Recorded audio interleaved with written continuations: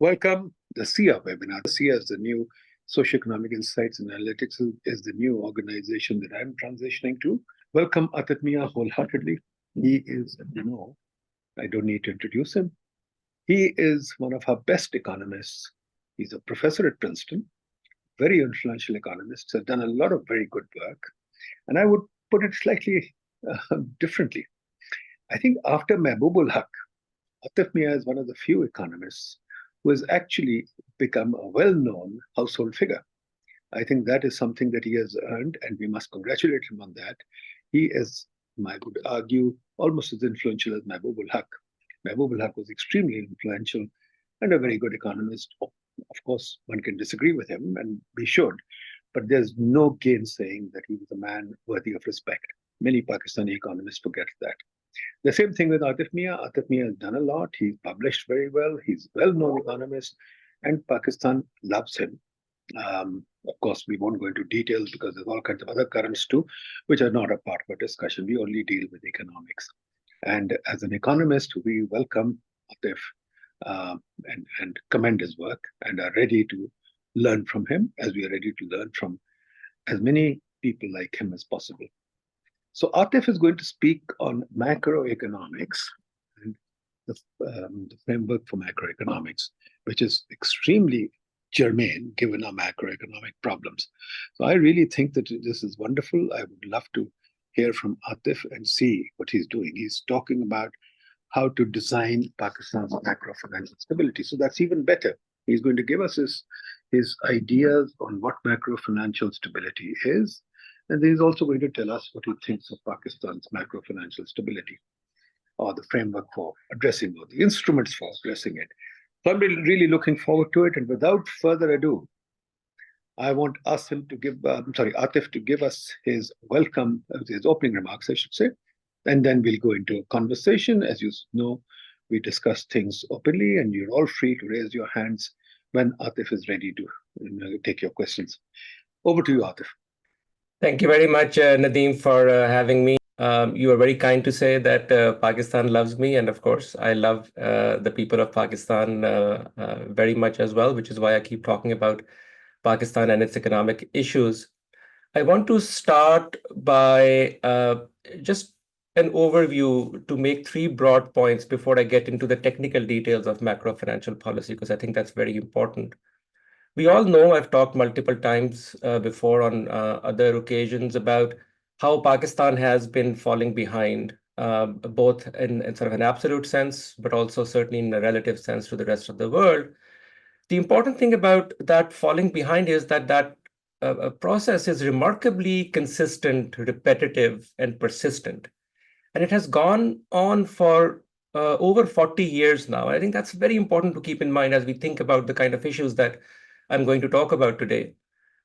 We have had democracy, we have had autocracy, we have had something in between, we've had all parties have come in. And I think it's fair to say that everyone, the generals and the politicians, everyone has consistently failed in putting Pakistan on the right trajectory. There's no particular period that you can point to and say, well, us waqt kaam theek chal raha tha, bas baad mein aake logon ne galti ki. And what I want to say by that is to give a sense of that we are all in this together. Okay? This is a collective problem we all face. और ये हमें उसको उस तरह से सोचना पड़ेगा. It's, sometimes I think of the economy as like this heavy, large moving train. It has momentum.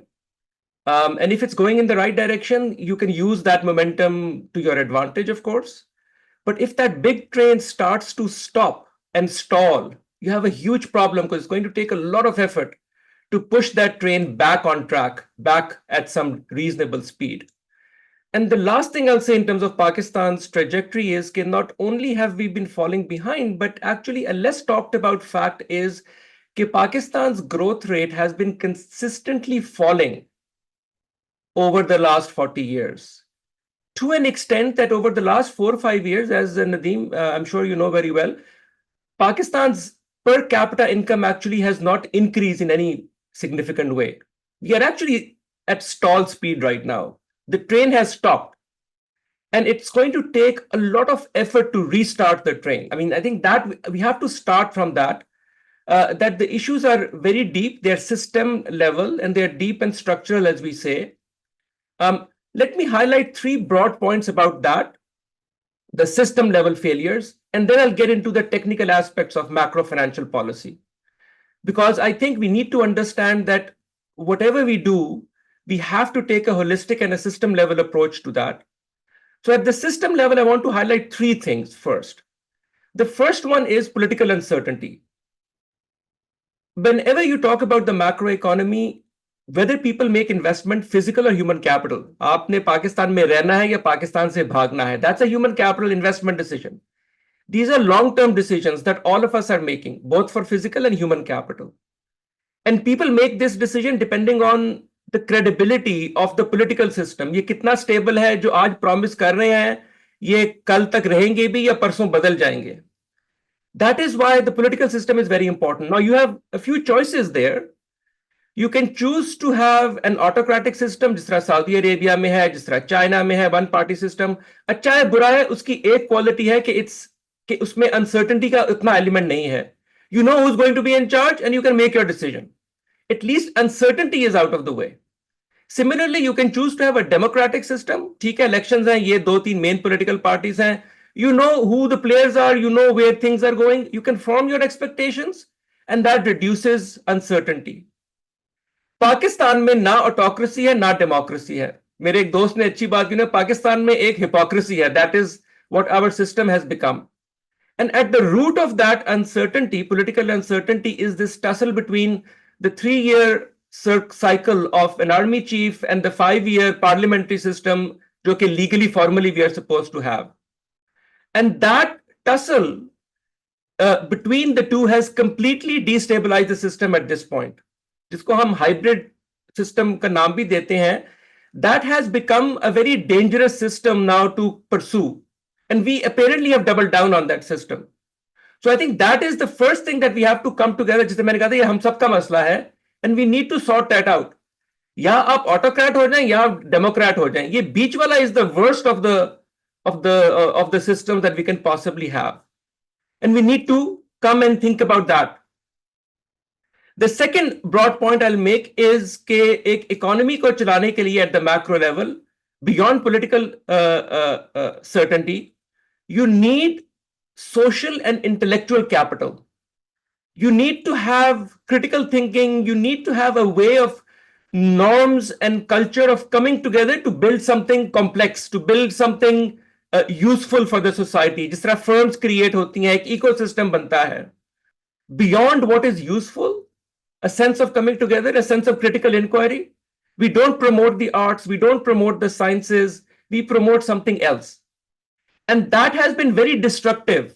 In that environment, you add political uncertainty and you don't have the raw material for conducive long-term growth. Not a big surprise then that the train is stopping and stalling. So that is my broad point number 2.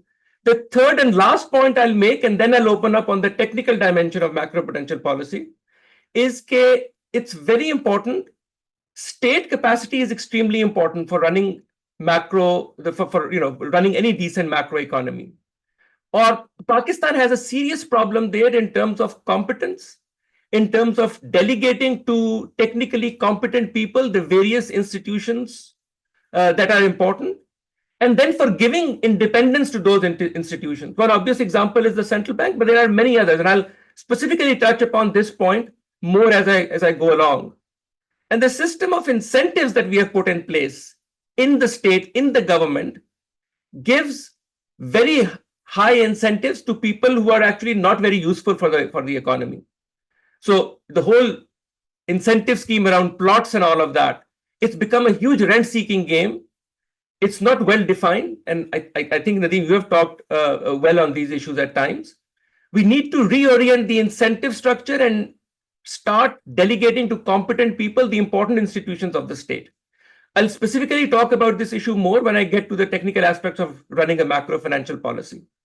So again, political certainty, what I called social and intellectual capital, and state capacity, and in particular delegation, as they say, personnel is policy, putting competent people in charge to develop those institutions. Those 3 I would say, are the three broad sort of environment issues that Pakistan needs to deal with from every aspect. That's a general environment that you need before you get into the technical details. Any single technical policy is not going to sort of be your way out. So that's why I'm bringing these meta issues first. But let me now get into, so now I'm going to transition to more sort of technical aspects of what needs to be done. And now I'll focus squarely on the topic of our conversation today, which is macro financial policy. So on macro financial policy, I'm basically going to talk about four broad dimensions or aspects of macro financial policy. And these four aspects, they work together in sync to develop a consistent macro financial framework within which the rest of the economy then functions. So I'll describe each of those one by one. The first one is setting up of a rational and scientific exchange rate and external account policy. What do I mean by that? The first element of that is the obvious one, but unfortunately, Pakistan has not realized that obvious point in the past, which is a market-based exchange rate. It's important to commit to that regime going forward. That's very important because that offers a commitment from the state to the private sector, in particular exporters, that the relative price will always be in your favor, that you will not be implicitly taxed by running an appreciated real exchange rate, for example. So that's very important, a market-based exchange rate. But along with the general argument for market-based exchange rate is that you must use the relative price signal to put the macroeconomy in the direction that is good for everyone. And exchange rate is obviously important to favor exports, which Pakistan desperately needs. But then I'm also going to talk about other relative prices, like, for example, carbon pricing. That is also very important to set in the right incentives for the private sector to transition to an energy mix that is more conducive for long-run growth in Pakistan. And I'll come to those issues later as well. But market-based exchange rate is very important, obviously. The second important element, so, exchange rate is about prices. But the second element I want to talk about is about the quantity on the external account side, and that is reserves. Pakistan has never had real reserves. Jisko hum reserves kehte hain, that's actually all borrowed money. Those I don't count them as real reserves. It's like you're holding a demand deposit that the Saudis and the Chinese can pull back. And as we keep hearing every year, every 2 years, that becomes a problem. Pakistan has a huge credibility issue with the rest of the world when it comes to exchange rate and external account balance. We are sort of always in serial trouble on these issues. So we have to strongly signal to the rest of the world that there is a regime change. And the future is going to be very different from the past. On the reserve side, what this means is that Pakistan needs to have moderate current account surpluses to build real reserves. There's absolutely no way out of that. And I think that has to be very clear in people's minds. Now, luckily, there is a good way without costing, in a broader sense of the word, too much. In fact, Pakistan should always have had policy, and that is the following. As every knowledgeable person knows, Pakistan has huge level of remittances relative to its economy and the export sector. More than well over $20 billion on an annual basis. The way you want to think of current account is as a country at the consolidated balance sheet level, Pakistan should be saving a significant fraction of those 20 plus billion remittances and use that to build the war chest of reserves, real reserves, that will then give confidence to the rest of the world that this currency, this financial sector is not going to run into problems and will never have to go back to the IMF. So it's a very important first step that Pakistan needs to take, and it needs to be signaled credibly. Communication in macro policy is extremely important. that your central bank, your Ministry of Finance, Treasury, the other relevant organs of the state, they collectively, and obviously the political powers, they collectively signal that this is the new direction and we back this policy. And again, this particular policy on exchange rate and reserves needs to be the very first policy that needs to be announced in this particular direction. The benefit of these two policies is going to be that you'll set the relative price signals correctly, and you'll build the quantity, the war chest for the external accounts that will start to bring external spreads down in financial markets for Pakistan. The currency would also start to stabilize, obviously. So interest rate spreads will start to come down and financial conditions will start to ease for Pakistan. It's a slow process. Must understand that given the cost that Pakistan has paid for this consistently bad policy over the last 40 years, it's going to take a few years. People will need to see if we can hold on to this policy for 2, 3, 4, 5 years. And we don't bring back the usual suspects that we all know very well, जो कि फिर वापस आके dollar को control करके and crazy borrowing करके will start putting back Pakistan on this boom bust cycle. So this needs to be a signal with commitment behind it, as we see in economic jargon. Now, the other advantage of, let me point out, I mentioned relative, let me bring back relative prices now from another dimension. Another important advantage of saving remittances in the external account, as I've suggested, would be that Pakistan would push back against what economists generally refer to as the Dutch disease, which is that currently for every dollar that Pakistan imports, it finances roughly only 50 cents from its actual production, that is exports. The other 50% is roughly paid for by remittances. Well, that's somebody else's money, like wo foreign transfer hai wo. And what that is suggesting is that aapki domestic capacity nahi hai to produce as much as you are importing.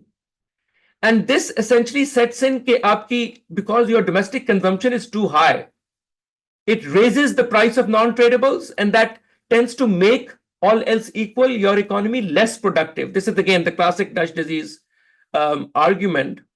And given the scale of remittances relative to GDP for Pakistan, it's a significant factor in pushing us backwards.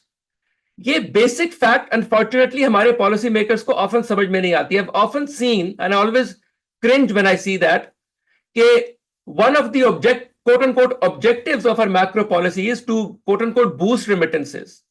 We need to understand what remittances are reflecting. Remittances are reflecting a failure of macro policy. कि लोगों को पाकिस्तान में माश के जरिए नहीं मिल रहे, इसलिए वो बाहर भाग रहे हैं और remittances भेज रहे हैं. When Pakistan starts to grow properly, its reliance on remittances will obviously start to go down, just like it has happened in China and Korea and so on. So relying on remittances is a terrible macro policy. Your goal should be to get rid of remittances from that perspective, number one. Number two, there is a political economy dimension of remittances, which is very important. And this also goes back to what I was referring to as the Dutch disease issue or the relative price issue. You see, let me say bluntly, the political economy at the macro level, what is happening. The reason our political elite love remittances is because it allows them to do rent seeking of the sort that they've gotten used to. Wo kya hai rent seeking? Think of how the very powerful in Pakistan make money. The first obvious way is through plots and real estate. Now, plots and real estate is not an exportable commodity. They earn money through plots, but they want to go to Dubai for their excursions and they want to import all the luxury items, the BMWs and so on. At the macro level, you cannot do that because agar aap koi productive kaam nahi kar rahe domestically, how are you going to pay for the BMWs? How are you going to pay for your business, for your luxury trips to Europe and Dubai? Well, one way you can pay it is by using the remittances to import all of these goods and services for the elite.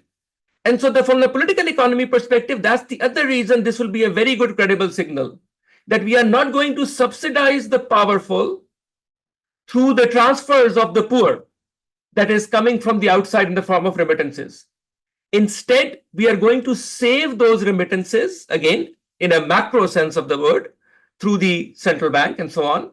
We are going to save those remittances and use that credibility on our balance sheet to boost long-term investment.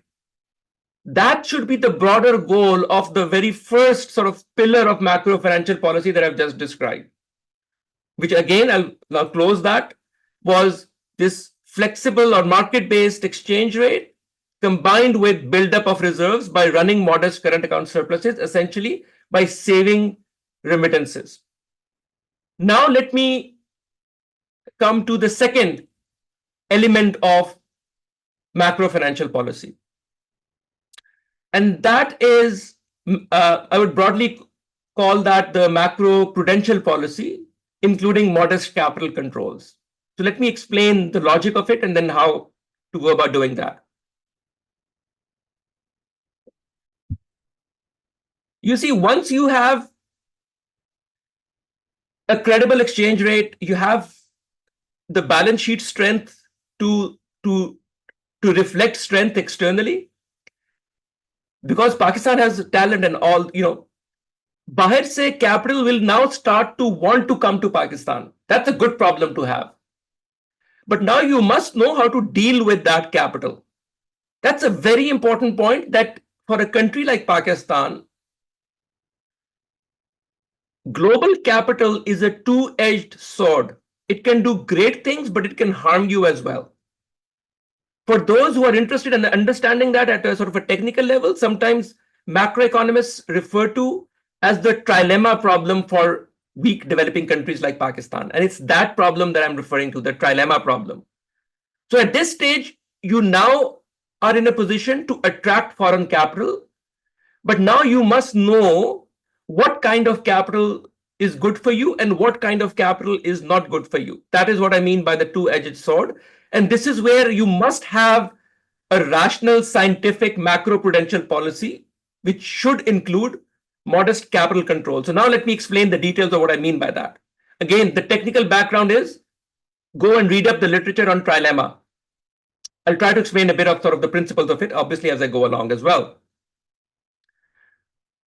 The key principle to keep in mind is, when you are taking in capital from the outside, it's not the capital per se that you need. Very important point. Don't count it in the billions of dollars. What you need from the outside world is technology and managerial talent. You're trying to import that, not the dollars. In fact, look at China. China never borrowed a single dollar in net terms from the rest of the world. It did borrow, it did have a lot of gross flows from the private sector, but it always did something on the macro-prudential side, which I'll come back to. And so that's sort of the principle that I'm trying to hint towards as well.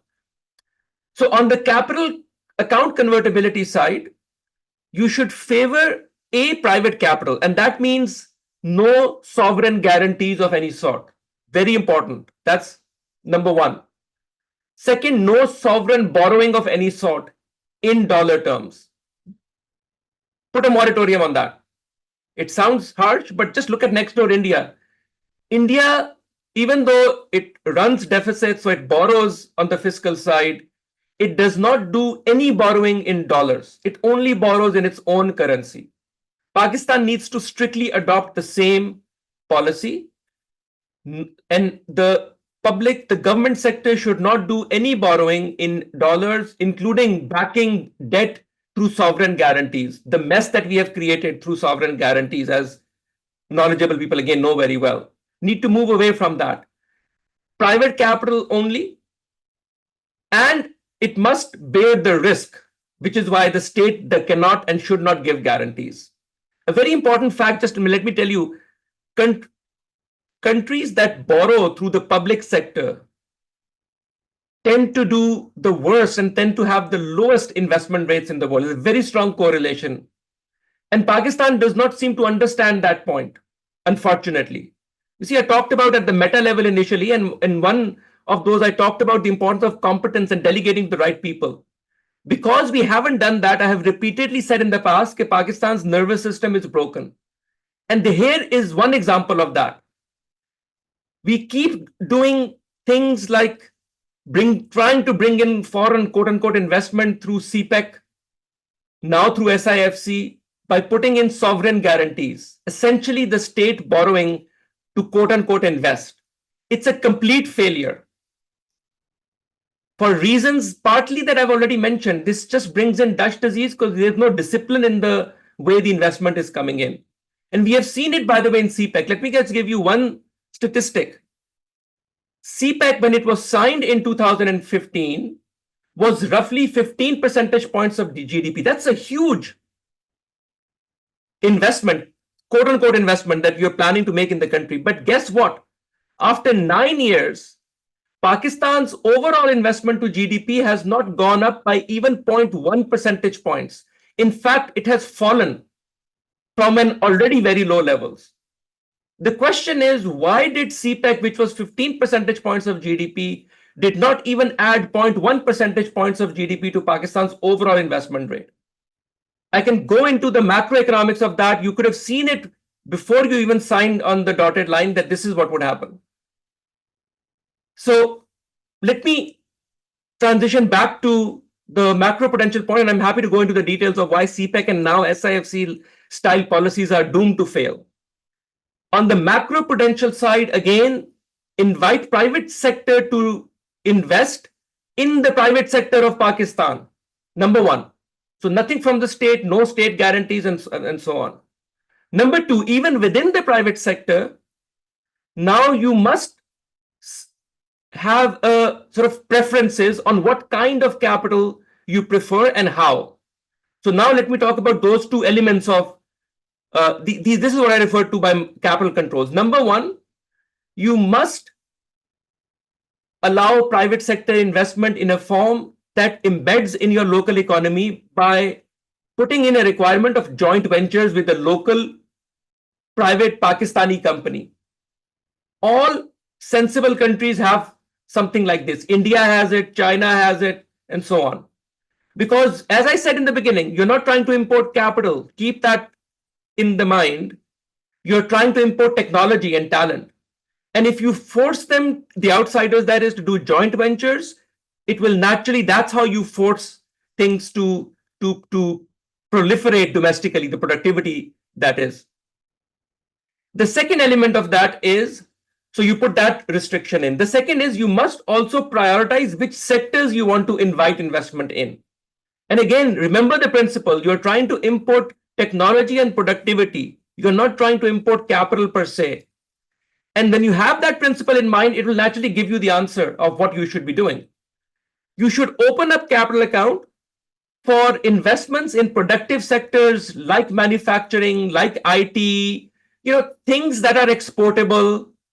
All of those are the sectors that require, high education, high skills that you currently lack. Those are the sectors you want to open up to. You do not want to open up to, for example, the worst kind of foreign investment would be to buy land, real estate, or just to buy existing assets and not do much with it rather than building big monopolies, for example. So that's why you need a very strong regime that guides capital, doesn't micromanage things too much, but gives broad principles, what sectors and how. That's where the joint ventures come in. And that's where you start to have a win-win situation where this foreign capital will start to have a positive effect on the overall economic growth. Let me finally loop this second point of macro-prudential policy and capital controls back to the first point I made. Remember, you are doing this while you're running current account surpluses. That's very important to keep in mind. So here's what you're essentially doing. When you see, whenever capital comes from the outside, हम सिर्फ इस चीज को देखते हैं कि पैसा आ रहा है, तालियां बजाते हैं. But remember, by very definition, every dollar you borrow is a liability for the future. Obviously, right? जो पैसा ला रहा है उसको वापस भी तो लेके जाएगा ना, and add some profit. So you're always opening up liabilities, and that's the two-edged sword for developing countries. That's related to the trilemma problem that I mentioned earlier. But notice at the macro level what you are doing. You're allowing private capital to come in, but only private capital that is productive, which obviously will build liabilities for you. But now you are hedging that liability through the first policy I mentioned, which is you're building reserves through current account surpluses. So you are hedging your private sector liabilities with your public sector assets. This is exactly why I also said, as part of your macroprudential regime, just stop borrowing from the state sector through guarantees or otherwise in dollars. So now you have added to currency and exchange rate stability, financial sector stability. Spreads will start to come down because external risk is, you're taking that off the plate. You are now adding a policy that is now starting to build growth by promoting productive capital in the country. And remember, we are also at the same time fighting against Dutch disease. So we are promoting exports over other forms of rent seeking that I described earlier. All right. So that was the second element of my macro financial policy. Now let me come to, remember, I'm going to have 4 in total. Let me now come to the third element of macro financial policy. And now let me loop back to this conceptual idea of trilemma. You see, part of trilemma, the reason developing countries like Pakistan need to have the kind of policies that I described in the beginning, the current account policy, exchange rate policy, and the capital control policy. The reason they need to do that is that once you have that, which by now we do, if you follow the first 2 points, the trilemma principle tells you is that now you gain something big as a result of that. And that is you gain monetary policy space. You gain discretion in monetary policy. This has huge value, and now you can really use it to manage your domestic business cycle. Now let me try to give you the intuition of why the trilemma force, if you don't have the first 2 elements, that you're not able to control the external account properly, then what happens is that your monetary policy is no longer independent. And we have seen that in Pakistan repeatedly, including very recently. The central bank will be forced to, for example, raise interest rates because it is trying to prevent capital flight. This is why managing external liabilities is so important and so critical. This is the essence of the trilemma intuition. Developing countries like Pakistan must manage their external accounts scientifically along the lines that I've just described. They will need to do that to gain space on the monetary policy front. So once you have done that, you now have space on monetary policy side. You can run an independent monetary policy by setting your domestic interest rates independent of the global interest rate cycle or independent of the global financial cycle. Now, this must be done intelligently. There is a whole very well-developed science, Nadeem, as you know very well, of how to do monetary policy the right way. Anchor inflation in the long run, and your only sort of main focus should be to anchor inflation to that point, and then manage in the short run domestic demand shocks through temporarily raising or lowering interest rate. That's it. It's very well defined. It's very well understood, but you need really competent people. There is a reason that sensible countries put in place, one of the last Fed chairmen in the US, just to give you an example, was a brilliant man, happened to be a Princeton professor at one point, won the Nobel Prize recently. I'm just giving that example to go back to one of the meta points I made, state capacity. The nervous system is broken. You must delegate to competent people important functions of the state. And monetary policy is one of those important functions of the state. We must strengthen the central bank, and we know how to do that. The right set of people being put on the board of governors, stagger the board, give them long-term appointments, pick the right governor, and the entire sort of top management that sits underneath her or him. Those are the things we need to build. Those are the systems we need to build. Policy तो मैं कागज पे लिख के दे भी दूं, उसका फायदा नहीं है until and unless you know what it means. So you need people who understand things like trilemma, who understands the Dutch disease and things of that nature, who understand how to simulate risk and can decide when is too much, this idea of macro potential, how to control leverage and things of that nature. You need that technical capacity. ये काम माजे गामों से नहीं हो सकता. I've said this in the past. Understand that. Have the seriousness to bring in the right set of people to do things of this nature. These are very important issues. Think of what we are doing conceptually. You're taking uncertainty off the table, you're taking risk off the table, you're encouraging productive investment, you're setting inflation low in a consistent and credible manner once you gain independence of monetary policy. What do you think is going to happen if you can successfully pull all of this off? The private sector will gain confidence, say, yes, this is the country to invest in the long run. Abhi inflation touches 30%, then you're trying to bring it down to even 9% at huge interest rate. That is not an environment anyone wants to invest in. So we must do things, and these things have to be made apolitical. So you have to, this is why the idea of an independent central bank was so important, that Congress willingly gave up some short-term political power by saying, the Fed is in charge, the Fed is in charge. They can make the decisions. We need to do things like that in multiple places to put in, willingly put in checks and balances and barriers to put some distance between macro decision making on the economic side and the political cycle jo chalti rehti hai, the circus and all that. All right. So now I've talked about, again, number one was exchange rate, capital controls. Number two was macro potential. One was exchange rate and reserves, then macro potential, capital controls. Number three that I just talked about was monetary policy and how to use that space now that you've gained it through appropriate external account management.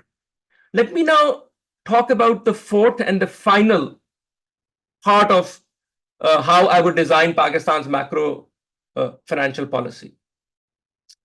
And that is fiscal policy. Again, anyone who has studied macroeconomics in detail knows very well that monetary policy and fiscal policy are joined at the hip. They are two sides of the same coin. In fact, theoretically, any policy that you can run, pretty much, it's sort of a theorem, any policy that you can run through monetary policy, you can also run it through fiscal policy under some technical assumptions, of course, but they're isomorphic, basically. Another way of, and one implication of that is that you cannot run decent monetary policy agar fiscal policy is totally out of control. So, for example, there is this notion of fiscal dominance, right? If you are running deficits which are uncontrollable, you again start to lose monetary policy space, even if you're running the right external account policy. So you must run a fiscal policy that is in sync with the other elements of the macro financial policy that I just talked about. So now let me go in a little bit more detail of what a rational, scientific fiscal policy for Pakistan should look like. And obviously, since it's fiscal, it has to do with dimension of tax and spending policy. Okay. Let me give you the principle up front. It's again very simple if you start from first principles. Whenever you are designing your tax policy or whenever you're designing your spending policy, it should be supportive of the two most important macro dimensions. One, external balance, that you don't build liabilities that you can't pay for. And number two, it should be supportive of growth, productivity, right? Those are two elements. So let me now illustrate what this means with reference to macro financial policy. I'll give two examples, one on the taxation side and then one on the spending side. Let's take on the taxation side, let's take the question of who to tax and what to tax. and take my favorite example of the worst kind of sort of investment, which is in land and plots and real estate, जिसमें Pakistan hand and feet our elite are locked into. That does not add to productivity. It's well known. I will not belabor the point. But think of the tax implications of that. You want to tax the unproductive sectors. So put in a market value based land tax, for example, and tax everyone, by the way. Ye nahi ki bureaucrats and generals are not taxed and the rest of the people are taxed. It has important political economic consequences. You see, I started off by saying कि इसमें हम सब शरीक हैं. Don't point fingers at कि ये फौज का मसला है, ये पॉलिटिशियन का मसला है, ये इमरान खान का मसला है, या ये नवाज शरीफ का मसला है, या जरदारी का मसला है. We need to understand कि all of these individuals have failed. Not in a sense of pointing fingers. इन्हीं लोगों से आपने मुल्क को आगे चलाना है. Nobody, Nadeem was kind enough to call me influential. I have zero influence, Nadeem, in Pakistan. Nobody talks to me, nobody listens to me, by the way. So I have no influence as such.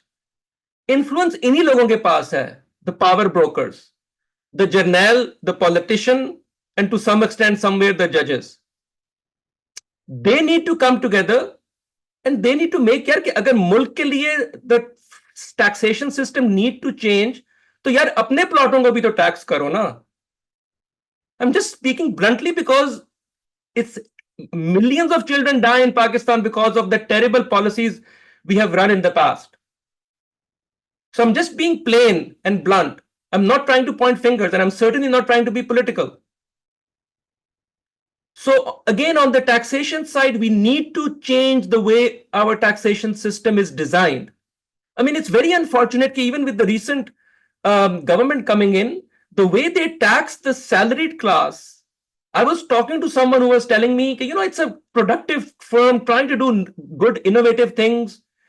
Human capital today is the most important element of a productive firm, and it's extremely mobile globally. You'll have to pay someone very productive good salary to stay in Pakistan, वरना वो Dubai चला जाएगा, London चला जाएगा, New York चला जाएगा. The world is open to smart women and men. Pakistan में जब नया टैक्स स्कीम जो शुरू की है, even if you pay someone the same money in dollars and add a bonus, given the taxation change, उनकी take home pay at the top end actually went down. People are giving me literal examples because I wanted to make sure that this is not just complaints. Like, what are people thinking when they are designing tax policy in Pakistan? Yeah, it needs to be done in a way that it adds to growth. It does not in a way that it takes away from growth. So taxation policy, let me just give one other example on the taxation side, again, with the same, using the land as example. Remember, you're trying to balance the external account. आपने इतनी मेहनत की है to balance your external account, just to take the current Pakistani context.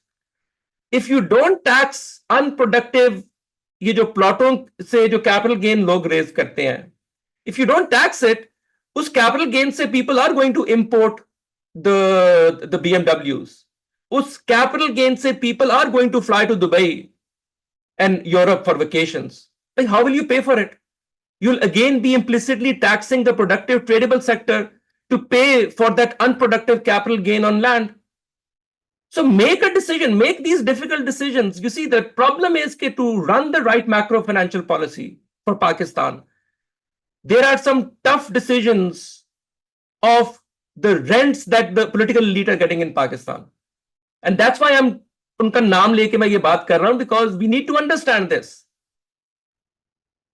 So again, the broader point is the taxation system need to be put in line with the other elements of the macro financial policy that I described.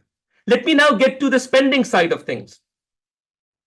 Of course, spending has to be curbed to bring the primary deficit in on a sustainable level. Again, it's a technical subject. We know very well what that means. At the macro level, those are just sort of fiscal accounting, as we call it. It's not rocket science, but it's difficult science. Again, let me come back to the meta point I mentioned, which is delegating to competent people and building the institutions. What Pakistan needs are independent fiscal bodies that can evaluate these questions of what is fiscally sustainable and what is not. You will need to give some discretion of that. There are examples of that in the rest of the world. Chile, for example, has such fiscal authority. The US has CBO, Congressional Budget Office. UK has a similar body. Strengthen them, bring more people into them that can do them, delegate authority to them. For example, make it a rule that every year before budget, these independent bodies will share the budget with them, X weeks in advance, and then they will do their due diligence. They will done scenario analysis. They will understand the risks embedded in your budget and whether it's growth promoting or growth limiting. Things of that nature. Give them authority. Yeah, at least हम आपसे official comment लेंगे, which then gets published in the newspaper so people understand. It's a technical subject. Talk shows पे random anchors, उनको कुछ नहीं पता है. We need to build proper bodies that evaluate where the country is going. Let me say one on the fiscal side, one technical prescription, which is when you build these kind of independent bodies, and by the way, I've talked about the need for that in the broader developing country context as well, for countries like Africa and so on. So all developing countries kind of need things like that, not just Pakistan, obviously. But one important element of sort of looking at questions like sustainability and prioritizing what to spend on is to institute a technical element in your budget making, which is called dynamic scoring. I think that is extremely important and first order. What it means in layman terms is very straightforward. Dynamic scoring means that every dollar of spending is not the same. And dynamic scoring is a way to score every dollar of spending.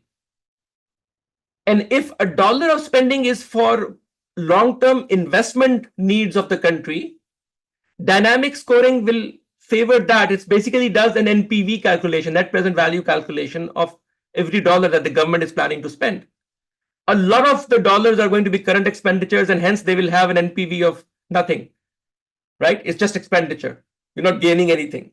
So dynamic scoring will be harsher against that kind of spending. But dynamic scoring will favor the kind of spending from the government that's building like infrastructure and things of that nature. And so we need to have that. So we prioritize our spending. It's not just about the aggregate dollar amount. वो तो करना ही है, primary deficit and so on. But where you spend should be dictated, and how you score it should be dictated. So we need to institutionalize dynamic scoring. अभी तो वो है ही नहीं, वो सिरे से है ही नहीं ये चीज किसी भी पाकिस्तान के budget making process में. We need to bring it in institutionally. And again, it's a technical thing. You'll need the right people to do it.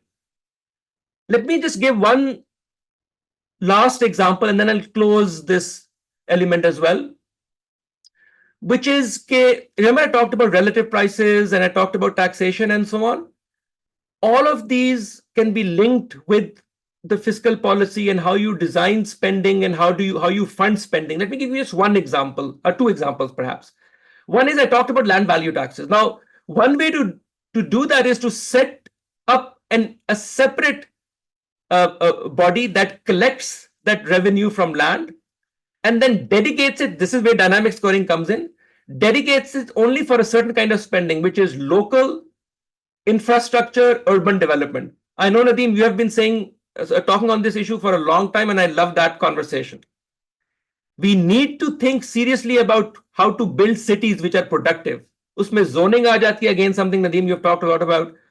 But usme obviously infrastructure aa jata hai, subways develop karni hai, transportation networks, electricity, IT, all that infrastructure.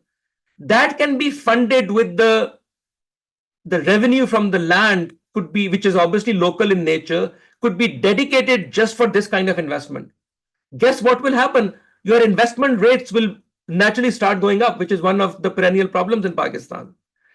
The second example I want to give on this dimension is on tax and spending is relative prices again. Energy is a huge problem in Pakistan. Is waqt, again, that's why I say nervous system is broken. The way they designed the most recent tax changes and all of that, electricity is the most expensive in Pakistan.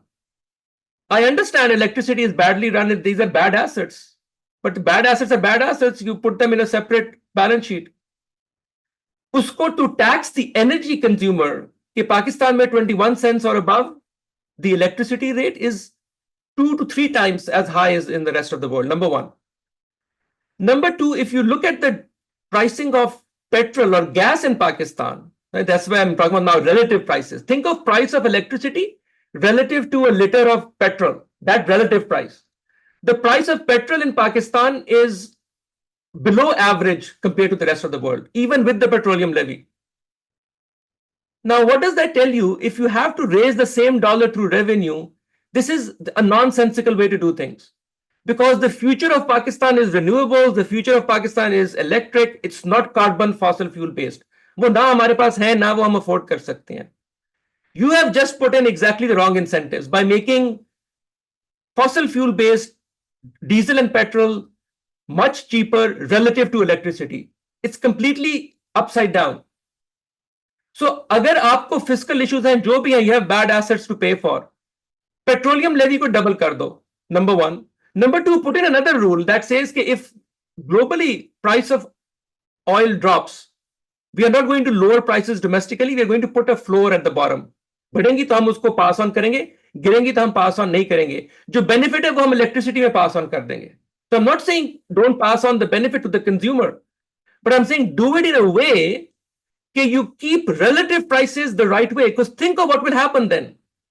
If you raise prices on petrol but lower prices on electricity, you're giving incentives and you're telling the world that the future of Pakistan is electric. Start thinking about charging stations. You'll start developing that ecosystem through domestic firms and so on. We are not thinking straight, Nadeem, when it comes to macro policy. I keep using this word, the nervous system is broken. The decision-making process is broken. I've tried to give a few examples of that. Things are not going to change. Let me close by bringing it back at the meta level जो मैं बात कर रहा था शुरू में. We need to make better decisions. And it's the same set of individuals. It's not going to be people like me or you, Nadeem. I'm not influential, unlike what you said. And इन्हीं लोगों ने बैठ के decision लेने हैं. But take those right decisions because this country has stalled otherwise. Literally, you can look at the numbers. Income is not growing. And our children are dying because of malnutrition, because of stunting and things of that nature.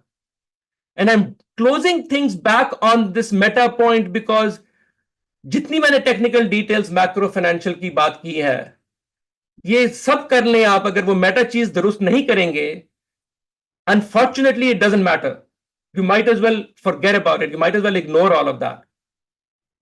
So I hope there are people who are listening. I hope there are people who are willing to have a conversation. Not everything needs to be a conspiracy. कि बैठ के civilized तरीके से बात करो, only then will this country move forward. Thank you very much, Nadeem. I apologize for the time I took, but again, I just thank you for giving me this opportunity. And Pakistan has huge potential. Let's come together and solve it. Thank you, Atif. That was a great talk. Wonderful. You didn't take too much time. You explained everything very well. Wonderful.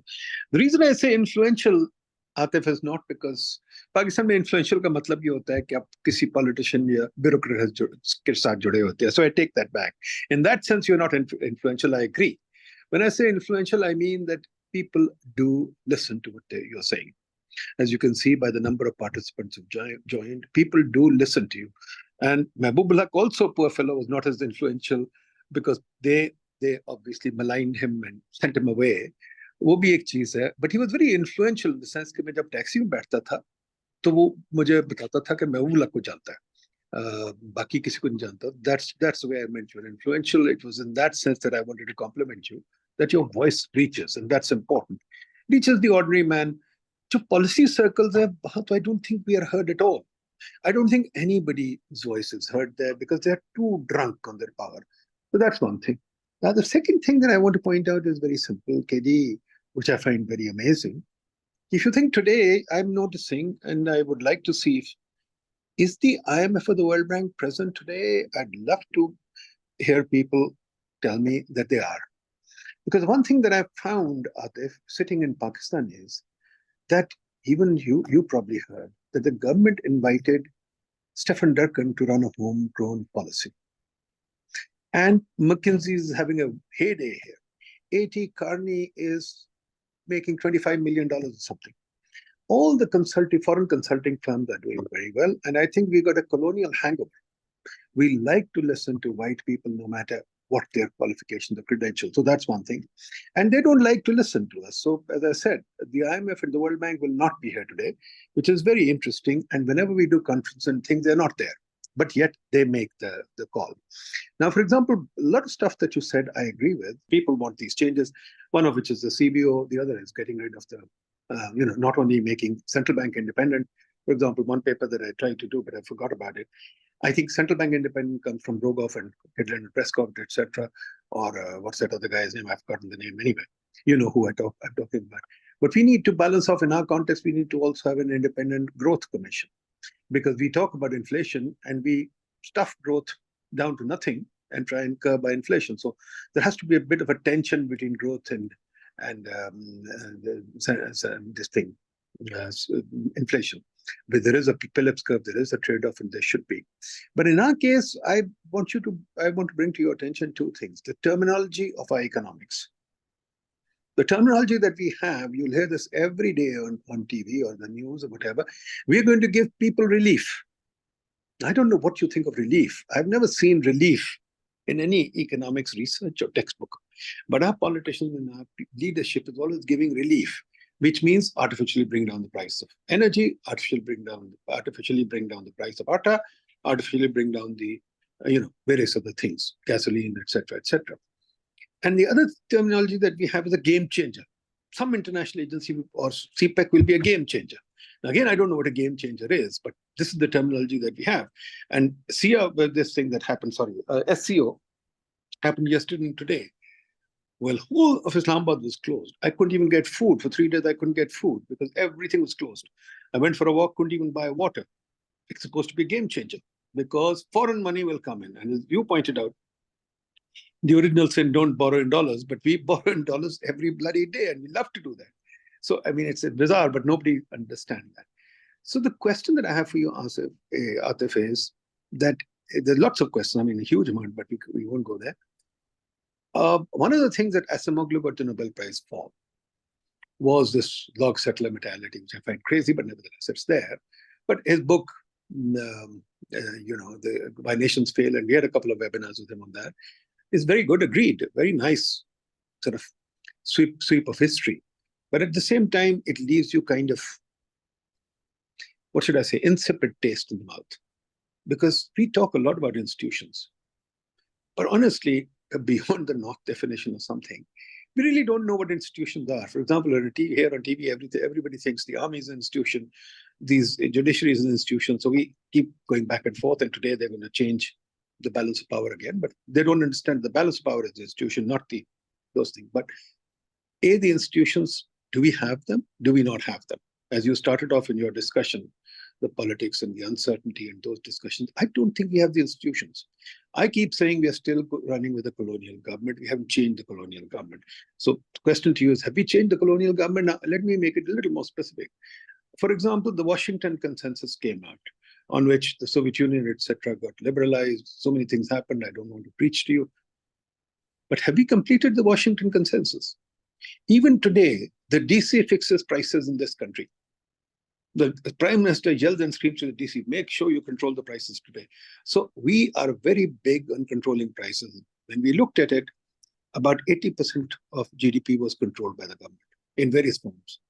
When we looked at it, the market regulation, a sludge series, if you look at it, we've calculated a sludge series, which is the cost of regulation, runs into maybe multiples of GDP. Every project or everything that you want to do requires tons of permissions, and then people haunt you. Have you done this? Have you not? But the IMF, for example, is directly opposed to your prescription. The IMF doesn't want a market-controlled exchange rate. The IMF doesn't want price liberalization. The IMF wants taxes, nothing but taxes. So where do you stand on all this? What do you think about the state of institutions? What do you think of the IMF program? I'm trying to combine too many things. And at the same time, do we have a market economy or not? I contend we don't. Your take on this. Thank you, Nadeem. As you said, those are very big questions. I'll try to at least answer some of them or some dimensions of your questions. I'll start with your question on institutions. You see, this is exactly why obviously I started off with talking about we have neither autocracy nor democracy, we have hypocrisy. Uska ek naya naam aa gaya hai, hybrid and so on. I think it's time we also stop blaming colonialism because काफी time हो गया 70-75 साल हो गए हमने खुद जो तीर मारे हैं हमने खुद ही मारे हैं and that's why I was trying to call a spade कि you can even before we get into the Jim Robinson, Asimoglu, those are even I would say those are nuanced dialogues. I'm saying something very even simpler than that, which is like a Coase theorem argument, like much simpler than that. मैं कह रहा हूं यार monarchy ले आओ इस मुल्क में, बना दो किसी को किंग फॉर लाइफ और उसके बाद उसके बच्चे, या वन पार्टी कर दो, वो बना लो वो पार्टी क्या है, वो फौज है या कोई और है, वो बता दो, बट उसको बना दो वो party. Even that would be better than what we have right now. Even that would be better. चलो ट्राई करके देख लेते हैं. So या तो इलेक्शंस को आप प्रॉपरली कंडक्ट करें, ना इस दफा प्रॉपरली हुए थे ना पिछली दफा प्रॉपरली हुए थे, और हर कोई बदले लेने एक दफा एक बदला लेता है, दूसरी दफा दूसरा बदला लेता है. यार ये मुल्क बाकी जो हंड्रेड्स ऑफ मिलियंस के हैं उनका क्या मसला है इस मुल्क में, वो तो देखो. सो इंस्टीट्यूशंस आर वेरी इंपॉर्टेंट. मैं इसीलिए शुरू में हुआ था, you can not run a country with this hypocritical system. And what are you teaching the young minds? यहाँ पे lynchings हो रही हैं streets पे, young minds have been corrupted. उन बेचारों को पता ही नहीं है कि how to think critically, what is right, what is wrong, what does it mean fundamental rights. या तो आप कॉन्स्टिट्यूशन से फंडामेंटल राइट्स निकाल दें, जिस तरह निकाल देते हैं लोग कहते हैं द किंग इज द, बस वही है सारा कुछ, बट ठीक है एटलीस्ट यार don't expect any fundamental rights. या आप इलेक्शन कराएं, प्रॉपरली कराएं या ना कराएं. मैं तो उस चीज की बात कर रहा हूं. फॉरगेट न्यूआंसेस ऑफ इंस्टीट्यूशंस क्या होने चाहिए, checks and balances. So that's where I stand, because मैं तो जो सिचुएशन ऑन द ग्राउंड है उसके रिलेटिव बात कर रहा हूं. Now your question about McKinsey, IMF, I totally agree with you.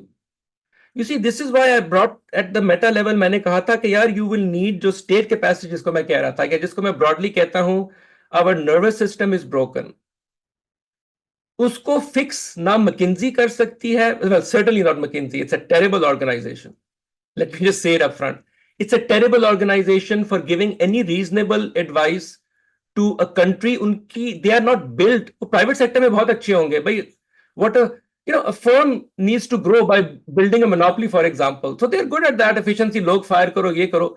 Macro questions are different. McKinsey does not have the expertise to answer macro questions, to build macro policy. But the other issue with the McKinseys and the IMF and the World Bank issue is, it's not that people don't mean well at the World Bank or the IMF. That's not the main issue. The main issue is, it's not their expertise to know the nuances of your country. और उनके पास time allocation नहीं है, उनके पास resources नहीं है to really have the manpower and the time and the resources to study and to, because एक दफा जब policy चलाते हैं उसको implement करना होता है, उसके पीछे एक बहुत बड़ा infrastructure चाहिए होता है. Learn from China what they did. The very first thing they did, Deng Xiaoping जब आया है, they started building domestic research institutions. To this day, R&D support is one of the highest in China. They built, and they had a very cordial, respected relationship with the World Bank and the IMFs of the world. Unko bulate the, you can look at the history of China's development. They would invite them to conferences, they would listen to their advice, they would incorporate some of it. But the key thing is they built, this is another definition of institutions, not, or at a smaller level, right? Jisko main baat kar raha tha, of fiscal authorities, of what you were saying perhaps, of growth bodies, of central banks and things like that. Those are the institutions jahan aapke bureaucrats, aapke jo domestic citizens hain, They are doing the research and they are coming up with policies, and you incentivize them by giving them the promotions who do well. Plots देने हैं तो इन लोगों को दें who do something for the country. The last point you mentioned, relief, pricing, and so on. You see, yes, the general rule of the thumb is that you want to use the market signal. You can't obviously control prices in that sense of the word. You do have some, you can, that's why I was trying to say when I said, look, I understand you cannot do full capital controls, for example. I also understand, but carbon pricing is good. Land के taxation is good. आप उसके price से interfere कर रहे हैं ना. There are some places you can enter. Again, that is a science. Do it in a way where you understand your limits and don't do it unnecessarily. So that is why I say that अगर आप carbon की price को tax करेंगे, that is like controlling price, but that's good because you are giving a signal to the private sector. Okay, move to invest in renewables. That is the profitable thing to do. But I think it's more important thing is the earlier point you touched upon, which again I keep calling as the nervous system issue. We need to build those domestic institutions who will make the decisions. ये तो मजाक है ये कि आप जो भी example दे रहे थे कि बाहर से स्टेफन डरकॉन को लाएंगे किसी उसका भी क्या बना? What happened? Do you know? वो लिख के रिपोर्ट ही बना चला गया वो बना के फेंक दी उन्होंने. Because the system does not even have the capacity to absorb anything. आप वो लोग सही हायर करेंगे, उनको डेलीगेट करेंगे, उनको स्ट्रेंथन करेंगे तो सिस्टम में कैपेसिटी पैदा होगी to absorb what is good and what is bad for the country. हमारे इकोनॉमिस्ट भी बार बार बात करते हैं रीस्ट्रक्चरिंग कर लो, रीप्रोफाइलिंग कर लो, फॉरन as if it's an easy thing to do, as if all you have to do is go say reprofile कर लो, रीस्ट्रक्चर मिल जाएगी. They also feel we don't have to repay. जैसे CPEC game changer था, they felt we don't have to repay. CBO की जो हमने बात की Congressional Budget Office की, वो कहते हैं नहीं, we can't have it. PIPS भी यहाँ है, बहुत सारे लोग हैं, but unfortunately we all have to be brought to heel. और दूसरी चीज जो मैं colonial institution की बात की थी, वो ये की थी, देखिए जो मर्जी कर ले. Even if you come here, when I came to the Planning Commission, I told Hafiz, मुझे Secretary Finance दो. Secretary Finance was the most powerful position, वो तो किसी economist को नहीं मिल सकती. So colonial institution में ये बात कर रहा था, we are still running with Lord Macaulay's system, which is highly centralized, where the DC is the henchman of the government, just like Whitehall में था या East India Company में था. It's a highly centralized system where 200 people a year are recruited and they run the system all the way through till they die. इस system के अंदर और they work on this Fite Valley Filer system and they work on old colonial laws. We have not reformed all this. Do you think that's necessary to build capacity or not? And do we want our universities to be a part of the policy process, or should they be just tuition centers? Because you emphasize state capacity. Do you think they should be a part of the policy process? No, absolutely. I mean, universities, so that's another, I mean, obviously we didn't have time to talk about that. And I totally agree with everything you said. All I was saying was that we use the word colonial to take the weight of responsibility off our own shoulders. And so I totally agree that those structures need to be changed. We are independent now. So we need to make those decisions. That's all I was trying to say.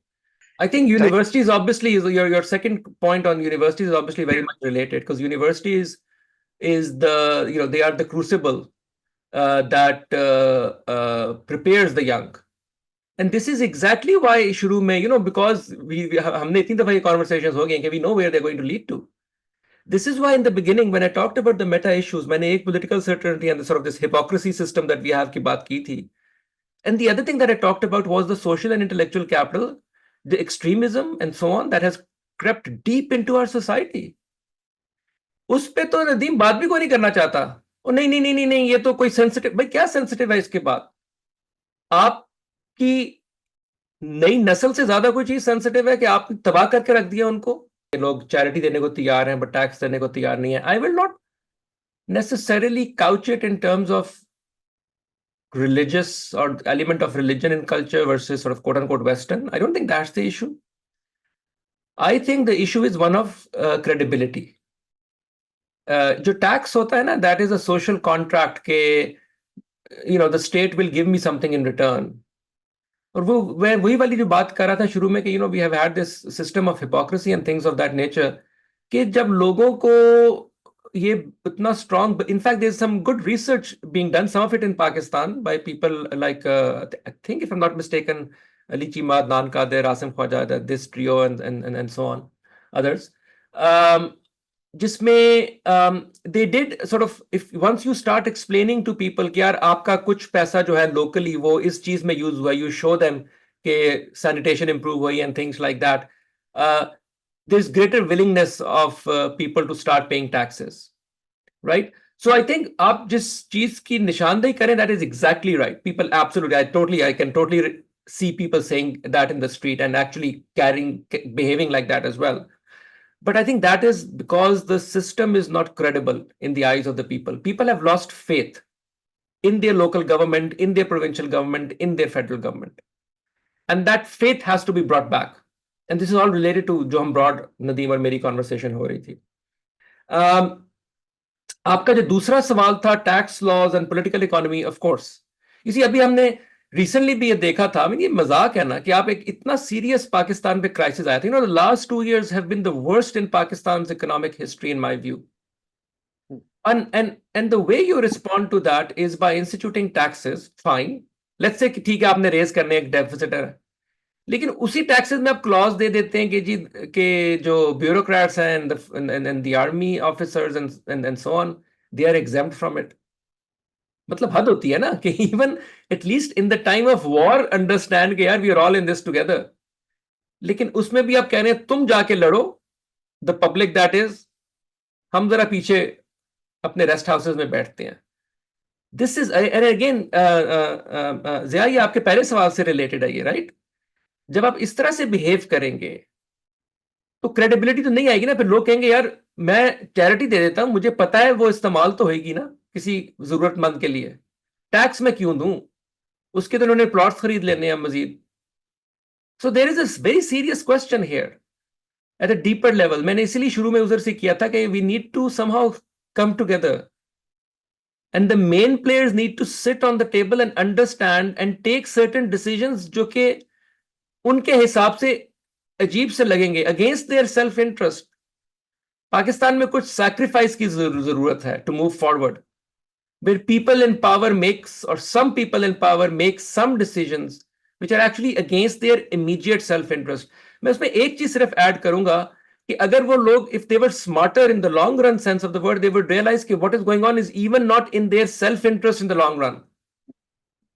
मैंने कई दफा half jokingly कहा है लोगों को कि यार ये जो 2 कनाल के प्लॉटों के पीछे आप लड़ते हैं, आपको पता है इसमें तो आपके बच्चे भी नहीं रहेंगे, because they will leave Pakistan the way the, उनका पढ़ाई लिखाएंगे वो छोड़ देंगे, कहीं और चले जाएंगे, किसी और मुल्क में चले जाएंगे. Understand that. और देख लें आप, डेटा से देख लें आप, लुक एट द डेटा. मैं कोई फैक्ट बेस्ड बात कर रहा हूं. So I think they need to understand कि to take courageous decisions, you will need to take decisions जिसके पीछे कुछ pushback होगी, because again when we say the problems are structural, part of it means कि यार you will have to make decisions. अगर ये चीज आसान होती, it would have been solved. या ठीक है ये मिस्टेक हो गई, ये इधर इन्वेस्ट करो, पॉलिसी को इधर ट्वीक करो. But because the incentives of those who make decisions are not in line, in sync with what needs to be done for Pakistan, इसलिए रिफॉर्म्स नहीं हो रहे. We need to understand that. So by definition, जो बड़े reforms हैं वो pushback होगी, उसके लोग कहेंगे कि यार ये तो हम जो रेंट्स ले रहे थे वो खत्म हो जाएंगे. So you'll have to push back against it. उसका और कोई सोल्यूशन नहीं है अनफॉर्चुनेटली. पॉइंट ये है कि मैं तो ये कहता हूँ probably once I planned it, I didn't do it, maybe I should, कि अगर हम जॉर्ज ऑरवेल की 1984 को ओपन इकोनॉमी के साथ बनाएं तो I think quite frankly it would be a very interesting read, because जो पीपल यहाँ प्लॉट स्लॉट बनाते करते हैं, they don't want to live here. Economic jargon में कहते हैं ना, but who will monitor the monitor. एक जो खुदाई कानून होता है ना, जिसको हम नेचर या नेचुरल लॉ कहते हैं. देखें जब हम इकोनॉमिक्स की बात करते हैं, एक चीज बड़ी जरूरी है कि इकोनॉमिक्स को हम कहते हैं ये एक सोशल साइंस है, राइट? कि उसके कुछ साइंटिफिक प्रिंसिपल्स हैं, जिस तरह सप्लाई डिमांड के लॉज हैं, जितनी भी हमने बातें की उसको दे वर बेस्ड ऑन कुछ scientific parameters, scientific laws. These are all, उसको आप लॉज ऑफ नेचर की तरह भी देख सकते हैं। हमारे जो हुक्मरान तबका है वो जिस तरह से चीजें कर रहे हैं, एक तरह से उसको देखने का ये है कि वो they are going against the laws of nature. You see, they are trying to work against gravity and hoping कि they will fly. It's not going to work. Country is not flying. What I'm trying to say is that there is a force of nature जो कि force करेगी कि बिल्ली अपने गले में घंटी बांध ले, because country will continue to fail. मेरी बिगेस्ट होप एक्चुअली उसमें है, उस प्रेशर में है। हमारा काम यह है कि हम इस प्रोसेस को यूज करें कि ये जो फ्रस्ट्रेशन है ये चैनल किसी कंस्ट्रक्टिव तरीके से हो, हम कि ये चैनल खून खराबे में ना हो, क्योंकि उससे बहुत तबाही आएगी मुल्क में। मैं इसलिए ये बातें कर रहा हूं कि जैसे जैसे प्रेशर बढ़ रहा है हमें भी उसी तरह से ये बातें मजीद करनी चाहिए, फैलानी चाहिए। जो मैं कह रहा था, यंग लोगों से ये बातें करनी चाहिए कि इस तरह से मुल्क सही सिमत में चलेगा। वो वक्त आएगा जब प्रेशर इतना बढ़ जाएगा कि कुछ सारा सिस्टम चेंज होना पड़ेगा। मैं ये चाहता हूं कि जब वो चेंज होए वो सही सिमत चेंज होए और वो एक सिविलाइज्ड पीसफुल प्रोसेस से चेंज होए, ना कि खून खराबे से चेंज होए। हमें इन चीजों के ऊपर, क्योंकि आप भी खावर साहब उतने ही बेबस हैं जितना मैं हूं, हम तो यही कर सकते हैं ना। We need and we should do this. हमें उसके ऊपर बातचीत करनी चाहिए। हमें जो यंग तबका है उनसे बात करनी चाहिए, जो नाराज तबका है उनसे बात करनी चाहिए कि यार इसको हम आपके साथ हैं, ये है तरीका जिससे हम सही सिमत जा सकते हैं। और एक दूसरे को गाली गलौज से ये काम नहीं हल होगा कि ये बुरी है, वो बुरी है, फौज बुरी है। फौज भी हमारी है, सियासतदान भी हमारे हैं। ये एक और पॉइंट मैं बताना चाह रहा हूं। ये आसान होता है कहना कि सब पागल हैं, सब हैं, और बस इन्हीं में हमारे से हम भी बुरे हैं असल में। तो हमने ये चेंज आप अपने में लानी है और फिर इन सबको मिलकर चलना है। पावर तो उन्हीं के पास है। Folks, we have to be brief now because otherwise we'll have to keep Atif the whole night here. There are lots of people waiting. Atif साहब, मैं छोटी सी बात कह दूं कि मेरा ये रीडिंग ऑफ हिस्ट्री, और मैं इस पे काफी लिखता रहता हूँ, कि चेंज तब आती है जब लोग तैयार हो जाए चेंज आने के लिए। जी, Iram Ashraf, doctor Iram Ashraf. Assalamualaikum very much. Thank you very much for giving me the opportunity, and thank you for the discussion today, because what is important is, as part of critical analysis, it's important that while we highlight what is wrong, we also allow another voice to say, well, what can be done to alleviate the situation. Now, I'm somebody who has been working for the past couple of years on China-related matters, and recently on China-Pakistan relations, in particular in CPEC. And from that point of view, I was interested in learning from economists such as you, how you are seeing the coming tug war that we are seeing globally in Pakistan. So on the one hand, we had the SCO meeting and this constant narrative of the second phase of CPEC going through with the special economic zones. But then equally, we are seeing the IMF coming through and putting forward their views, which says that somehow the whatever funding is available will not be used on these SEZs. So from that point of view, I will be interested in hearing from economists, because I come from an IR background. So I'm interested in hearing from the economist point of view, how you are seeing this tug of war in an already messed up system. Okay. Thank you. Thank you, Dr. Iram, for that question. It's a big question. I'll try to quickly say a couple of things. I think, first of all, the tug of war between China and the West is going to be here for a long time. I think it's the first important thing to understand. Okay, this is a structural shift in global affairs. I can tell you, sitting in the US, okay, this is bipartisan. That is to say that the tussle with China is not a question of who comes to power, Republicans or Democrats, is bipartisan. And which is why I think this is going to, just like was the case with Cold War, it's going to have long legs. Pakistan needs to understand that. Okay, that's a new reality of the world it operates in, number one. Number two, the other reality that Pakistan needs to, it's an obvious one, is it should not tilt too much in either direction. I think it's very important. I think there's a sweet spot for Pakistan, and it can really take, I think it's at some level it has, वो जो हम कहते हैं strategic depth and things like that. None of that, वो तो खेल लिया हमने खेल. Was obviously nonsense. Lekin I think in looking forward, I think if Pakistan takes a certain direction, which is this new direction that I've tried to hint at, Nadeem talked about it as well, which is this new Pakistan goes in the direction of moving away from the past along the lines that I suggested. I think Pakistan can really take advantage of this by being open to both China and the West, and balance those two forces. I think that's very important. The last thing I'll say on the China CPEC side is, I think we need to understand. लोग कहते हैं कि China CPEC is like dead diplomacy, और इसको in IR terms सोचने की कोशिश करते हैं. I think that's fundamentally wrong. The reason China started Belt and Roadway and then part of that was CPEC was not because of a political imperative. It was an economic imperative. It came after 2008 crisis because China was relying on the rest of the world borrowing from it and buying its goods and services. That process was dealt a severe blow post 2008 crisis when China was forced to compress its current account surplus and trade surplus. उसके response में China economic imperative के पीछे शुरू हुआ था, let us find new markets for our goods and services by loaning money to governments and having them buy Chinese goods and services. That's basically what CPEC was. It was a short term, but they didn't think that through. I think both China and Pakistan or other parties, they made a mistake. I hope they realize that. CPEC was not in the long run good interest of either China or Pakistan. That's a longer conversation. I'll just stop there. I think it had economic imperatives, not political imperatives. Thank you very much. Let's bring our finance minister in, Salman Shah Saab. Because the time is short, I'll be quick on the questions.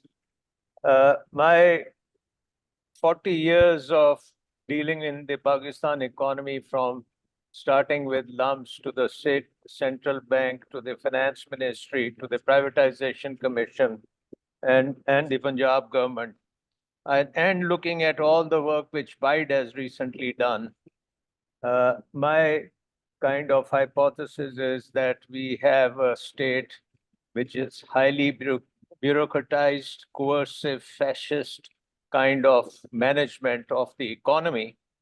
And the challenge is, how do you take this coercive bureaucratic state to a market economy?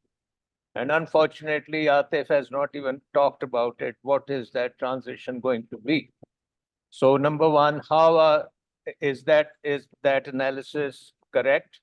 And how do we move a coercive bureaucratic management of the economy to a market-based economy? Number one. And my second question to Atif is that he's very critical of the land business, whereas the land market in Pakistan is very poorly functioning, in the sense that the supply is totally constrained, the demand is enormous, and the real solutions over there are not really taxes, but how to ensure a smooth market for land. And let that be a part of our development process. For a country of 250 million people, urbanization, highest urbanizing country in the world.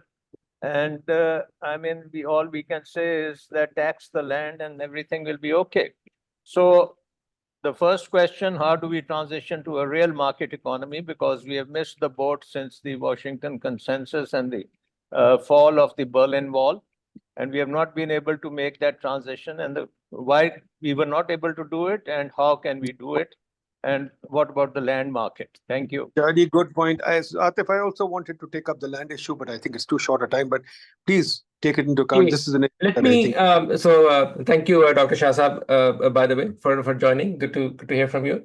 I think the last time we met was like, I don't even remember, more than a decade ago. But let me take your two questions. The second one first, which is the land question, and let me explain. Obviously, time is short, so one can't go into the details. So I never meant to suggest that just tax land and things will be hunky dory. Just do a quick job. I would request. I will try to, Nadeem, but just give me a minute. No, I think we'll do. If you like, we'll have a separate session on this too. Go ahead. Right.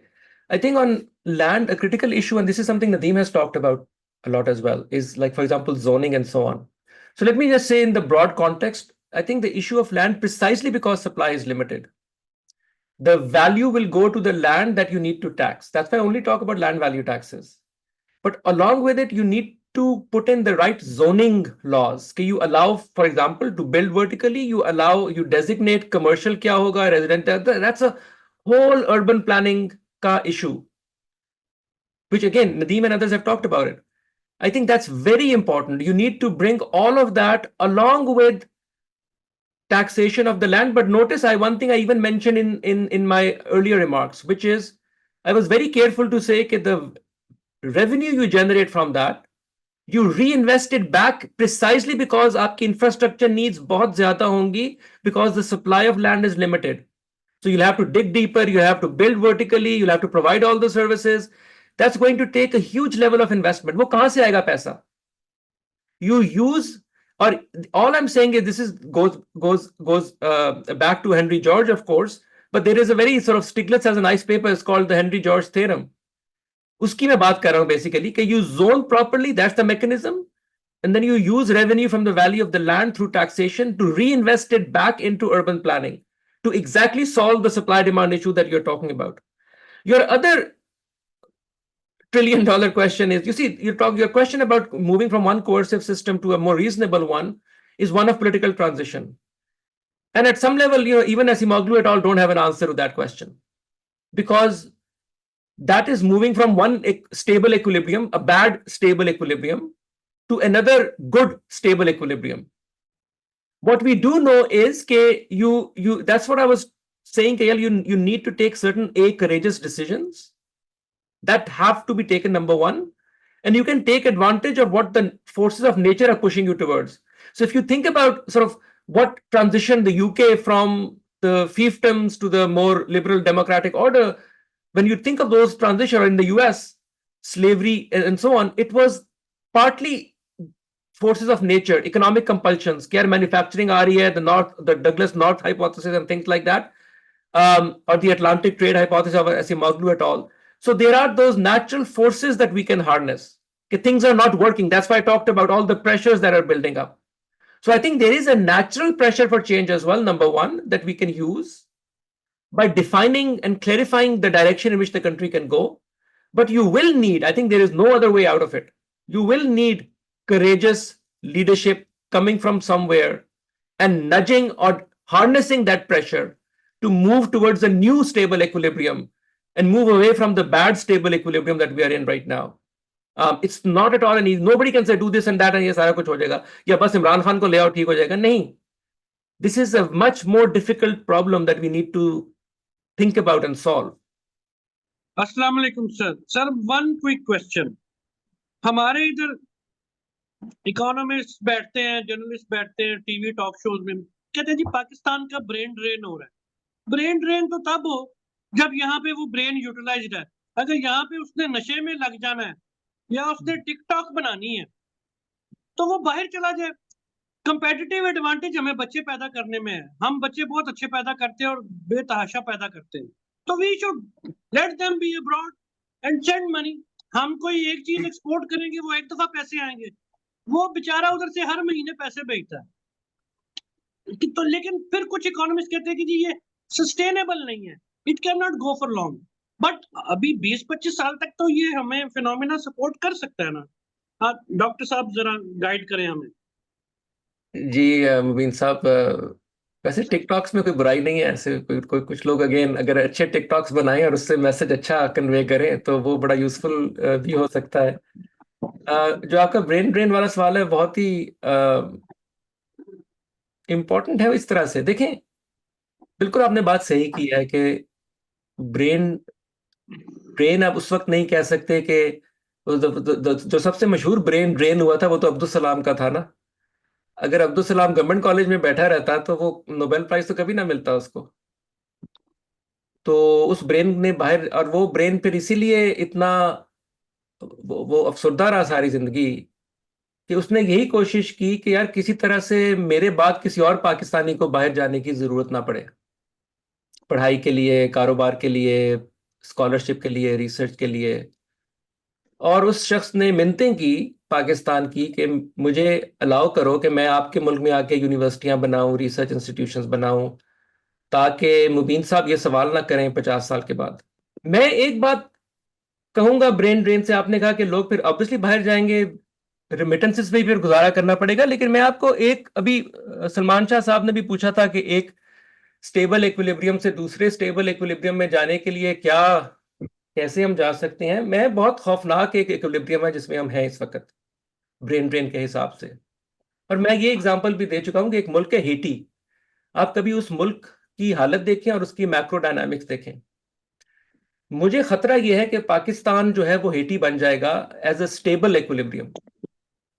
और वो ये होता है, उसमें ये है कि उस मुल्क के अंदर कोई प्रोडक्टिव कैपेसिटी बाकी नहीं बचती और वो मुल्क चलता रहता है। लेकिन वो फिर भी मुल्क चलता रहता है, क्यों? क्योंकि जब लोग निकलते हैं, बच्चे तो पैदा कर रहे हैं ना, तो वो कुछ ना कुछ पीछे भेजते रहते हैं, तो वो मुल्क सिर्फ रेमिटेंसेस पे चलता है।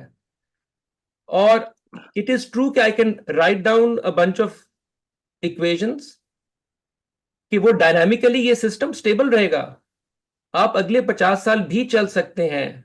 मैं यही कई दफा बात करता हूं कि लोग कहते हैं पाकिस्तान के, द खौफ मुझे इस बात से आता है कि पाकिस्तान के अगले 50 साल भी ऐसे ही होंगे जैसे पिछले 50 साल थे। So you can continue to live like Haiti. अगर आपको यही नहीं पता चल रहा कि इट्स नॉट कि कोई और we are waiting for some help, ये दिस इज द एनवायरनमेंट जिसमें हम रह रहे हैं, ये this is no way to live. So you need to change the way we act. दूसरा, हम अपने बच्चों का ह्यूमन कैपिटल दिखा रहे हैं, बच्चों की तकदीर भी। चले आगे चलते हैं। लास्ट 3 क्वेश्चन जी, बिकॉज अब बहुत देर होगी। मंसूर खान साहब, यू वेटेड लॉन्ग, शुरू करें मंसूर खान साहब। जी, अस्सलाम वालेकुम। I'm in the software business and I've been, हमारी business तो US में based है, but we've been sourcing in Pakistan for almost 20 years now. So the पूरा जो brain drain का concept issue है, you know, we're living and breathing it. Everybody who can is leaving the country today, and of course the ones the most capable ones are the first ones who will find a job in Canada, UK, and they're the first ones to leave. So this is capital that is very hard to build. It takes decades, right? We produce smart young kids, but we're missing that middle layer. And as soon as they get to the middle layer, they make a run for it in today's environment. 4 years ago, मेरा बेटा जो है, who used to work at Apple, quit his job in Apple and went to do a startup in Pakistan. So he moved to Lahore. He spent about 9 months there and then said, I'm never coming back to this country. Left and came back to the Bay Area. So we have a huge problem. Magar, the fear I have is the last thing that Atif Saab just mentioned, which is the Somalia or the Haiti model. ठीक है जी, Mansoor Saab, let me quickly agree with you and then disagree with you a bit. Everything you've said, your son's story, absolutely. It's first order, it's happening everywhere. You hit the nail on the head. एक आपसे बात करने की कोशिश कर रहे हैं, trying to explain to you कि यार there are better ways to go about using your power. Power में आप लोगों को नहीं रहना है, ना मैंने इलेक्शन जीतना है, ना नदीम ने इलेक्शन जीतना है, पावर में आप नहीं रहना है. All we are trying to say is कि use this power slightly differently. This is the only hope I have. Otherwise, I don't have all these questions जो कि बाकी सब मेहताब साहब ने किया था, डॉक्टर शाह साहब ने किया था, आप कर रहे हैं कि यार how to change. This is the only hope we have. I don't see any other way out of it. अच्छा जी, मोहम्मद सलीम साहब।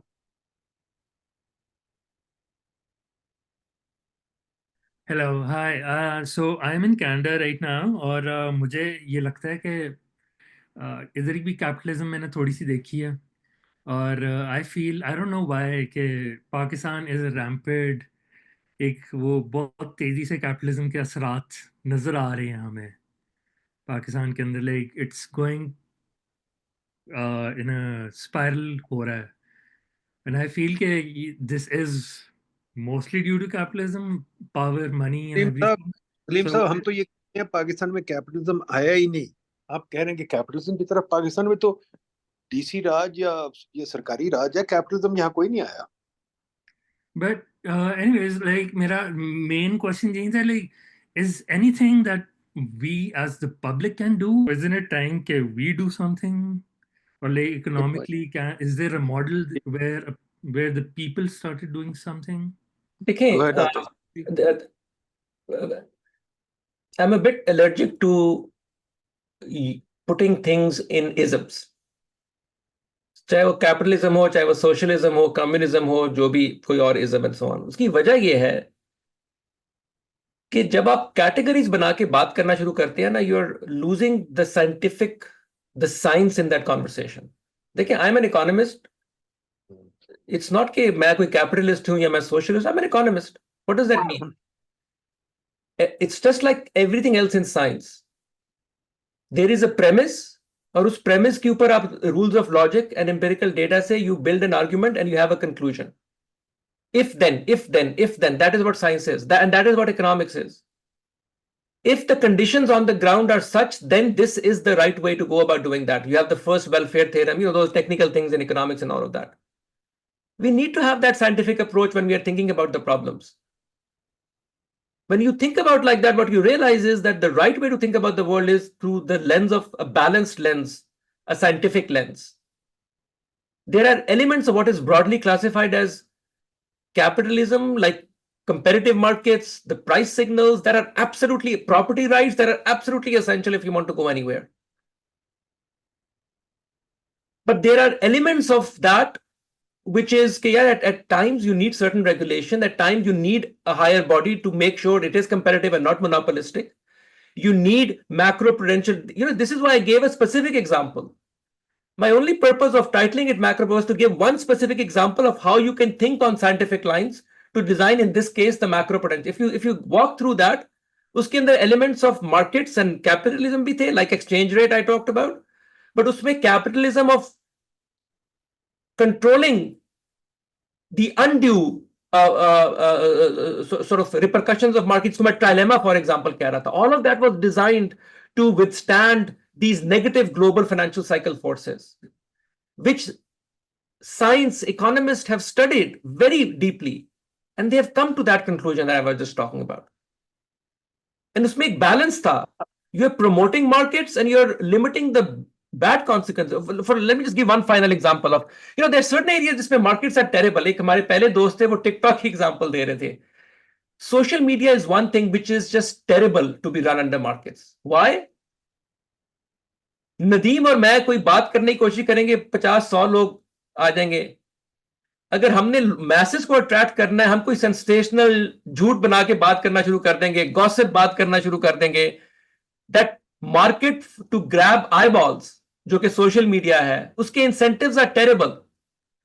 कि जितना आप झूठ बोलेंगे, जितना आप स्पेकुलेट करेंगे, जितना आप कंस्पिरेसी थ्योरीज की तरफ जाएंगे, you can attract more people.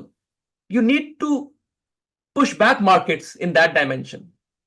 But you need to promote markets on manufacturing and things of that. So again, my broader thing is to push back on this idea कि यार एक ism अच्छा है और एक दूसरा ism बुरा है. We need to think about each question on scientific merits and have a rational conversation rather than labeling people कि यार ये तो neoliberal है, ये वो है. उस तरह से कोई मसला हल नहीं होएगा. You will not even understand what the real issues are. अच्छा जी Atif, I'm going to now, because time is short, मैं अगले 3 questions इकट्ठे ले लेता हूं, then you can answer them, because otherwise we've already gone over 2.5 hours or something. Ji Tasneem Zafar, I'll just take these quickly together, then you can answer them. Tasneem Zafar. Ji, Assalamu alaikum. I'm Tasneem Zafar. I'm working as Chief Instructor, Civil Services Academy. And my question is that we talked a lot about the rules of the game. And here we did refer to the kind of formal institutions. Atif, I want to take your viewpoint. What about the informal institutions? I'm talking about the norms and traditions that are deeply embedded in the system, and that make our people to work. We all talk about, we all the time say that there should be the market and the market-like mechanisms to generate right incentives. But what about the disincentives? I think rules of the games are there, but they are not being implemented for the reason that the disincentive mechanism is not that strong. And that is why this kind of attitude and behavior has translated into the norms and traditions, that has kept our people less productive. They don't want to put the real effort. Thank you. Let's move on. Mozam Saab, quickly. Sir, my question is very specific, and that is with regards to devolution and decentralization. With the 18th Amendment, we saw that resources and funds were pushed down to the provincial level. My question is that if these are further pushed down and we empower local governments, then could that become a positive force? And could that become the kind could that become the kind of game changer that we are? Please, Khaja Saab, quickly. No long question, Idris Saab, quick. Atif Saab, you talked about prioritizing some sectors. So who will prioritize? The government? Are we sure that the government is competent enough to decide the right ones? And how do we control for the possibility of rent seeking and sector picking? Secondly, you talked about remittances की एक बात कर लीजिए कि remittances की आपने relatively नई बात की है कि इनके dollars को जो है save करना चाहिए. तो remittances से जो dollars आते हैं वो from export of labor है, दूसरे from export of goods हैं. What's the theoretical argument? और क्या चाइना के अलावा दूसरे भी examples हैं?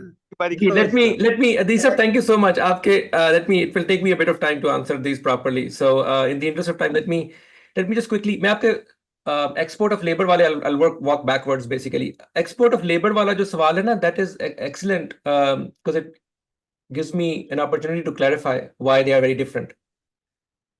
You see, the key thing is कि आपने वो लेबर को आप एक्सपोर्ट नहीं कर रहे, वो लेबर उस सेंस में आप लेबर की वैल्यू उस वक्त एक्सपोर्ट करते हैं जब आपका वर्कर पाकिस्तान में बैठा है और उसके नंबर ऑफ वर्किंग आवर्स से आप कोई चीज प्रोड्यूस करते हैं, उसके अंदर उसका लेबर का एलिमेंट एम्बेडेड होता है जो आप एक्सपोर्ट कर रहे हैं. उससे जो आप डॉलर्स वापस लेते हैं, which is your obviously through your exports, that is the real export of labor. That is the kind of export of labor that you want. Which is कि आपका बच्चा अपने ही मुल्क में रह रहा है, अपनी लेबर यूज करके ऐसी चीज प्रोड्यूस कर रहा है जो वो बाहर बेच रहा है और वहां से पैसे वापस आ रहे हैं. इस तरह से जो आप पैसा ला रहे हैं, that you can import against, क्योंकि वो आपकी अपनी प्रोडक्टिव कैपेसिटी है. रेमिटेंसेस इज नॉट, ये हम गलत लफ्ज इस्तेमाल करते हैं when we say we are exporting labour. No, you export, जब आप एक गुड बाहर भेजते हैं, it has a capital component, it has a labour component, that is the real export. Remittance is something completely different conceptually. It is just a transfer.